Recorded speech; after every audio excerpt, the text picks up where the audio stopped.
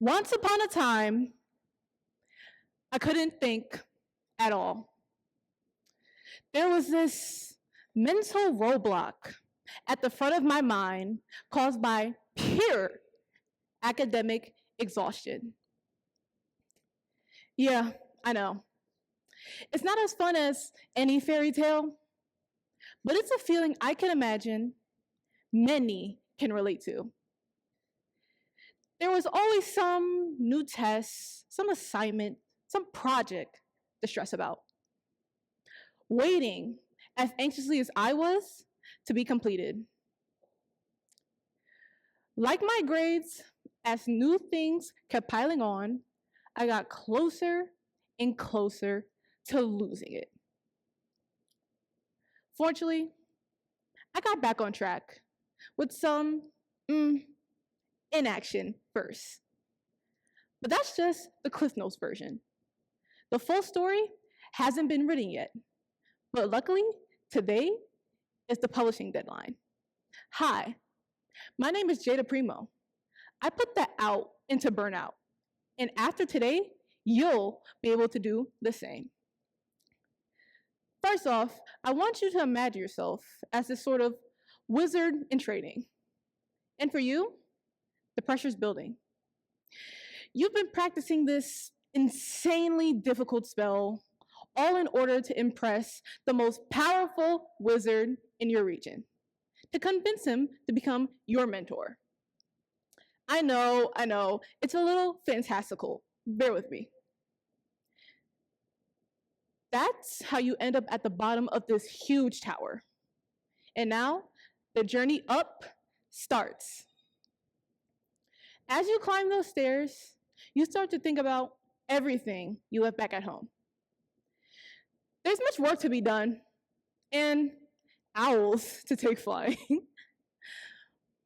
In fact, thinking of all those things starts to feel like you have the weight of 100 owls on your shoulders. That feeling of having so much on your plate to the point where it exhausts you to think about it all is universal. And if you felt like that before any time in your life, then you, my friend, may be a victim of hustle culture. Originally a workplace phenomenon, hustle culture is now increasing among students worldwide. And it's denoted by both relentless busyness and an overemphasis on productivity. That pressure you felt as you climbed those stairs is felt by 53% of teens just like you. Pressure caused by the need to take the hardest classes, to get the highest grades, all while juggling extracurriculars. That's more daunting than any sort of magical spell casting. But given this, it's no wonder why half of your peers also deal with being stressed and or burnt out, and why a quarter of your peers from those same groups also report dealing with poor mental health. But yet, you keep climbing those stairs, slowly feeling like you're running out of breath. The only thing you care about is meeting that wizard. And eventually, after you climb all 20 floors, you get to the top, and the wizard's there. He's all too happy to see you, excited to see what you have for him, and you're all too eager to show him. And so, you pick up your wand, you say a spell you rehearsed 100 times, and you wave it.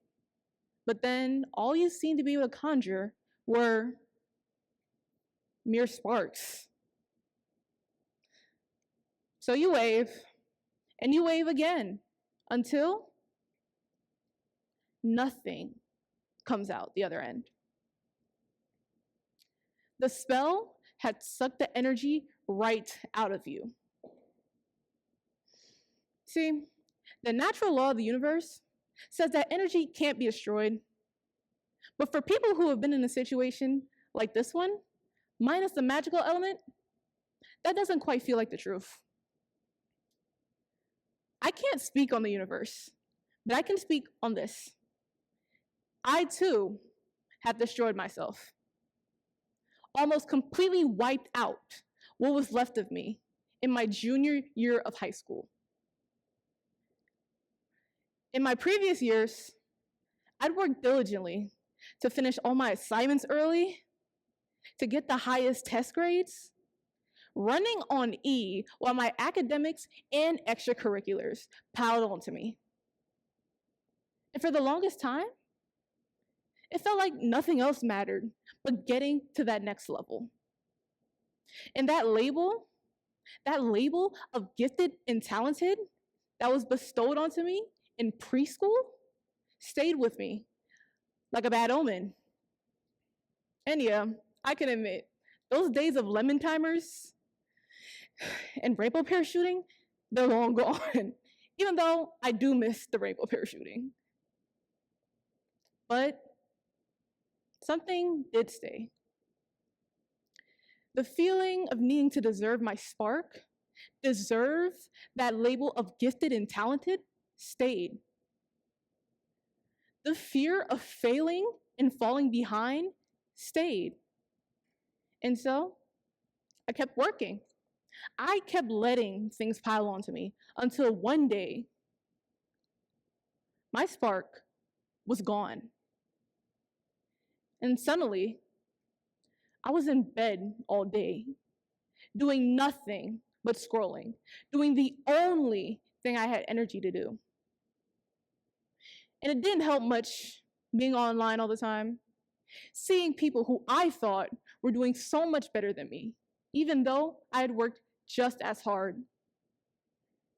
You know, there's something so robotic, something dystopian about going from this highly motivated individual to being stuck on autopilot in bed every day, doing nothing but scrolling while your mind is shrouded in static, and having the only thing peeking out from that cloak of static being a voice clawing in the back of my head. And even it couldn't keep the judgment out of its tone as it jeered at me. Really? You're gonna leave all your work for Sunday again? Okay, what about that short story? At least work on that. You know, they start a whole magazine. What about you? Okay, what about exercise? Doesn't that always calm your mind? And then there came the point where my own mind got so fed up with me that all it could muster was a stop being lazy and do something. Anything. But I didn't move an inch. You didn't either at the top of the tower. Like you, the spell still felt fuzzy for me. Physically, I didn't have the energy to do anything.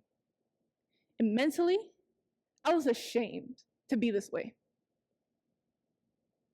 But shame wasn't the breaking point, no. It was when I missed me. Okay, I know that was heavy, so I just want to do a quick breathing exercise. So are you all ready? Okay, we're gonna inhale for 5 seconds. Let's go.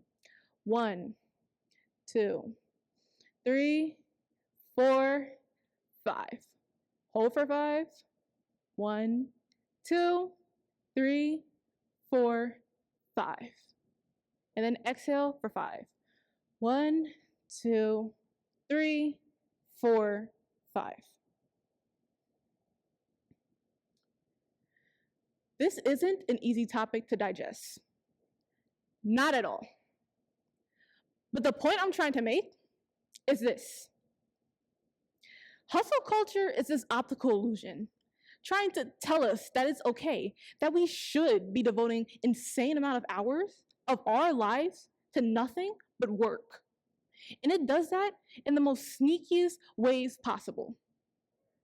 We see it everywhere, from those aesthetic study with me YouTube videos to morning routines packed with green juicing and back-to-back work calls. Given that, it's no wonder why 38% of people from my generation suffer with productivity anxiety on a daily basis. In fact, maximizing productivity is seen as this gold medal of honor in the modern work and school places, when all it is in reality is burnout wearing an invisibility cloak. And if you know what I mean, then ask yourself, when was the last time you did something for your own enjoyment? Or when was the last time that you did something and you didn't feel like all your responsibilities were piling onto you? Those were the same questions I asked myself. And when the memory was too far in the past to pull, I knew I had a problem. I was losing myself, all because I felt guilty that I was tired. And if you've ever, and I mean ever, felt that tired before, then I'm here to tell you that that is not the end. Recognizing that I felt this way was the first step in something I like to call a mental reset. And no, it's not so shrouded in fancy as it may seem. I'll tell it like this. Imagine you're still in the tower, and a beat of silence passes before the wizard gently takes you by the arm, leads you to the other side of the room, and spells out 3 simple steps with his wand. First, he says, let yourself be exhausted. Recognize that it's human and that working through burnout does nothing for your productivity. But taking a break does. Then he tells you to look at what you need, what your brain is saying you need to feel better, where you are, and when you are. Micro breaks, like the Pomodoro method, for example, are better for the morning time. When you're out at work or at school, when you might have the time to take those 25-minute intervals to work with 5 minutes of break time in between, when you don't have the capacity to really sit there and think about what your brain is telling you. But those longer breaks, they're better for the afternoon, when work fatigue is really starting to set in on you. Now that's the perfect time to really figure out what your brain is telling you. Maybe you feel like you're stuck in one place. Well, try taking some time to go outside or even a short walk, because time in nature does wonders for productivity. Or maybe even you're feeling like you're drowning in everything lately, especially your own thoughts. Well, try talking to a trusted friend or family member. And remember, always take the life breath when you feel like you're sinking. Or even, maybe you miss doing something purely for your own enjoyment. Well, then you pick up your paintbrush, your pen, whatever wand of your choice, and make it happen. Literally or figuratively. Now, all there's left to do is to try and see if any of it makes you feel genuinely better. And that's what the wizard tells you to do. He encourages you to try. And so, you sit with yourself for a moment before you take your time going back down those stairs and into the illuminated forest that rests outside. The fresh air is a nice change of pace. And after your time there, you slowly head back upstairs, and the wizard is smiling at you once again when you get there. He's beckoning you to come forth. It's time to try the spell one more time. And so you raise your wand hesitantly, but you're trying. And you wave your wand, You say the spell one more time, and then sparks fly out the other end, like firecrackers, lighting up the entire room. See, that wasn't the spell, but it's a step in the right direction to something even greater. We all need to take care of ourselves before we all lose our spark. It's what keeps us going. And if we let it burn out, then the little tale I told you won't just be a tale of fiction. It'll be all too real. So do it. Paint that picture. Go outside. Talk to somebody. Do it in spite of what hustle culture tells you is correct, in spite of what it tells you you should be devoting your time to. You need not to deserve any of it, because science and this wizard in training says that you need it. Thank you. All right.